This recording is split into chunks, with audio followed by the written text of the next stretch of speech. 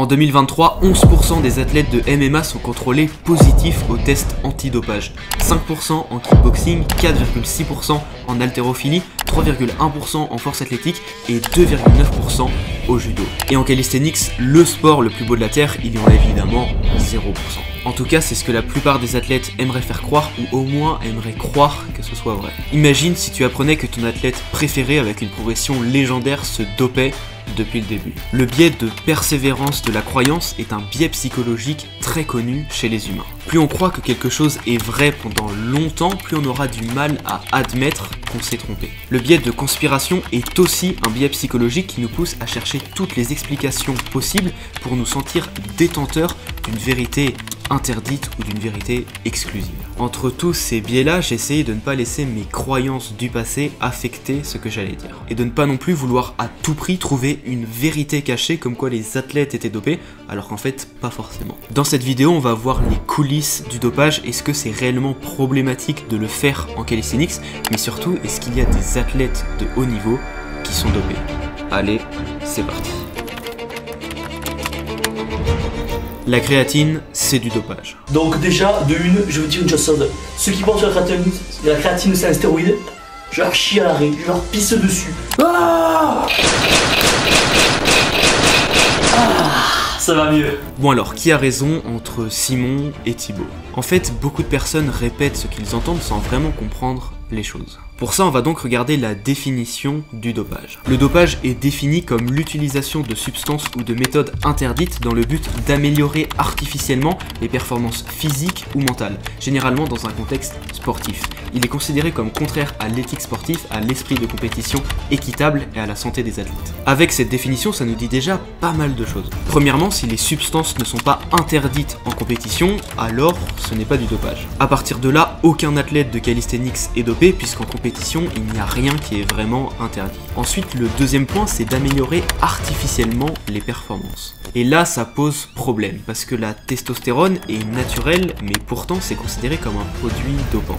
Donc la créatine, même si c'est naturel, ça pourrait aussi être considéré comme du dopage. En fait, la seule chose qui fait la différence, c'est le risque pour la santé. S'injecter de la testo, ça peut être dangereux, alors que de la créatine, pas du tout. Mais en fait, cet argument, c'est complètement de la merde. Parce qu'en compétition ou dans le sport, on s'en fout totalement que ce soit dangereux. Ce risque appartient à chaque athlète. Ce qui est important, c'est que chaque athlète s'affronte sur le même pied d'égalité. Et donc à partir de là, les stéroïdes nous donnent un avantage énorme par rapport à ceux qui n'en prennent pas. Donc forcément, c'est interdit. Mais la créatine nous donne aussi un énorme avantage par rapport à ceux qui n'en prennent pas. Donc ceux qui prennent de la créatine seront, quoi qu'il arrive, avantagés, et donc ça va pas être très égal. Mais ça va, je vais pas faire le mec relou qui dit que la créatine c'est du dopage, évidemment, mais comprenez bien que si on a cette bonne croyance sur la créatine, c'est qu'il y a une raison. 86 milliards d'euros, c'est le chiffre d'affaires des compléments alimentaires en 2023. Donc rendre ça légal, c'est plutôt intéressant.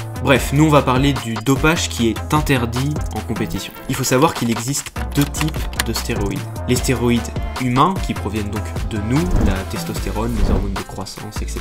Et des stéroïdes d'animaux, comme la boldenone et le clenbutérol, qui eux sont beaucoup plus dangereux. Et ça, c'est ce qui est vraiment interdit dans la plupart des compétitions. Et il existe donc les compléments alimentaires. Comme les brûleurs de graisse, ça peut augmenter le rythme cardiaque, mais c'est pas dangereux. La fameuse créatine qui augmente la régénération d'ATP, ce qui est super utile en calisthenics, où on fait des efforts très courts mais très intenses, et donc ça vide les stocks d'ATP. Et la whey protéine en poudre, c'est ce qu'il va y avoir dans le steak haché, dans le saumon, etc. Mais sauf que là, c'est en poudre. Donc en gros, tout ça, c'est ce que tu peux retrouver dans la nourriture, sauf que tu y as beaucoup plus facilement accès et dans la quantité que tu veux. Il n'y a aucun risque à en prendre et aucun effet secondaire. Par contre, pour les stéroïdes, il y en a, et c'est super intéressant car c'est comme ça qu'on peut voir si un athlète est dopé ou non. On peut avoir de l'acné, de la gynécomastie, donc des tétons plus gros sur les pectoraux, on peut ne plus pouvoir se reproduire, on peut augmenter le risque d'arrêt cardiaque et surtout être plus agressif quand on prend justement ces produits, ou au contraire être un petit chien tout nu quand on n'en prend plus. Un petit chien tout nu. En fait, on est très émotionnel. Ces 5 grands signes, ainsi évidemment qu'un physique exceptionnel et des performances qui évoluent en continu, nous montrent qu'un athlète est probablement dopé. Mais attention, c'est pas parce qu'il y a ces signes que la personne est dopée, pas du tout. Mais plus il y en a beaucoup, plus ça augmente la probabilité qu'il le soit. Donc c'est vraiment difficile d'affirmer que quelqu'un est dopé sans qu'on ait vraiment de preuves. Ceux qui font ça, c'est généralement pour gratter. Maintenant qu'on a vu les bases sur le dopage, on va voir si les athlètes de haut niveau sont dopés ou pas. Selon vous, et pour l'écrasante majorité, seulement 0 à 10% des athlètes de calisthenics seraient dopés. Ce sondage est très intéressant car il nous montre à quel point on est persuadé que quasiment personne est dopé, alors qu'en fait, on n'en sait rien. Mais maintenant, je vais vous donner mon avis le plus sincère possible avec les points positifs et négatifs. Mais avant ça, j'ai fait une formation offerte de 3 heures qui t'explique toutes les erreurs que tu fais en calisthenics et qui te font stagner ou progresser très lentement. Tu peux y accéder en cliquant juste ici ou dans le premier lien dans la description. Première chose, pour avoir beaucoup discuté avec des athlètes, j'ai remarqué que 99% des athlètes qui sont assez forts dans le calisthenics sans être dans le haut niveau pensent que la plupart des personnes ne sont pas dopées. Tandis que ceux qui sont un peu plus mauvais et qui prennent du temps à progresser sont un peu plus persuadés qu'il y a énormément de dopage dans ce sport. Et ça montre encore une fois qu'on se base sur notre propre expérience pour déterminer une croyance, ce qu'il ne faut surtout pas faire. Un athlète assez avancé peut espérer devenir un athlète de haut niveau un jour, et comme il entrevoit cette possibilité et que lui-même n'est pas dopé, il se dit que les athlètes qui sont un peu meilleurs que lui ne le sont pas non plus. Alors qu'un athlète qui met des années à débloquer un mouvement assez simple va avoir du mal à comprendre comment on peut progresser aussi rapidement et va justifier ça par le dopage. Ensuite, j'ai également vu énormément de progression de quand ils ont commencé lorsqu'ils étaient encore adolescents jusqu'à aujourd'hui. Et certains, je sais pertinemment qu'ils ne sont pas dopés et pourtant ils ont une des meilleures progressions du monde. Dans mon cas, pour le One Arm Handstand, j'ai une progression exceptionnelle et pourtant je ne suis pas dopé. Après, le dopage en équilibre n'aurait pas vraiment d'intérêt. Mais la progression que j'ai eue, je comprends totalement que certains puissent l'avoir en planche ou en front lever. Une chose que j'ai comprise, c'est que la génétique est un facteur extrêmement important dans ce sport. J'ai même jamais vu d'autres sports où la génétique a autant d'impact. Et certains athlètes ont beau justifier ça avec le travail acharné, on sait tous pertinemment que les athlètes très forts en front, en planche ou en One Arm Handstand sont juste nés pour faire ces mouvements. Et je le sais car moi-même c'est mon cas. J'ai énormément travaillé la planche pour peu de résultats. Par contre, je fais quasiment jamais de One Arm Handstand et j'ai un level de fou. Donc une progression extrêmement rapide ne s'explique pas selon moi par le dopage, mais plutôt par la génétique. Ensuite, il y a déjà 4 ans, certaines personnes disaient déjà que les athlètes de haut niveau étaient dopés, alors que le haut niveau d'il y a 4 ans, c'est vraiment la base d'aujourd'hui.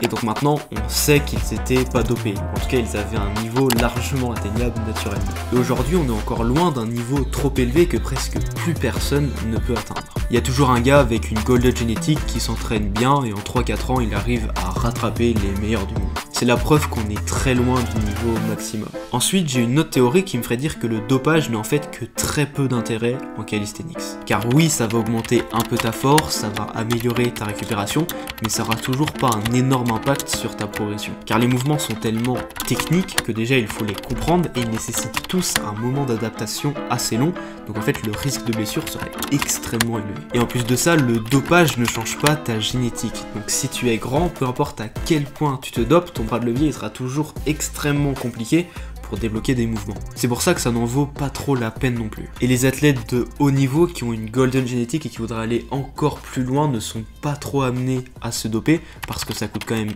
assez cher et c'est pas les athlètes les plus riches du monde quoi. Donc forcément la difficulté d'accès est déjà énorme. Avec tous ces éléments pris en compte, je suis persuadé comme vous que 0 à 10% des athlètes de calisthenics de haut niveau sont dopés. Et je dirais même que ça se rapproche plus des 0%.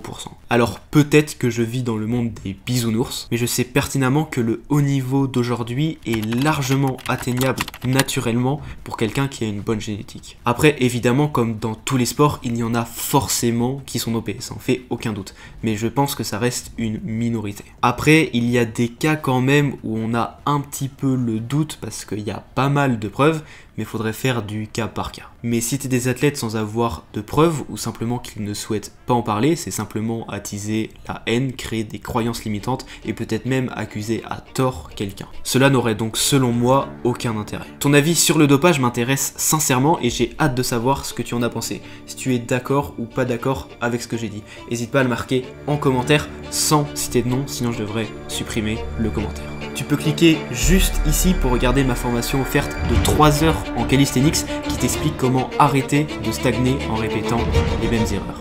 Et sur ce, ta vaille.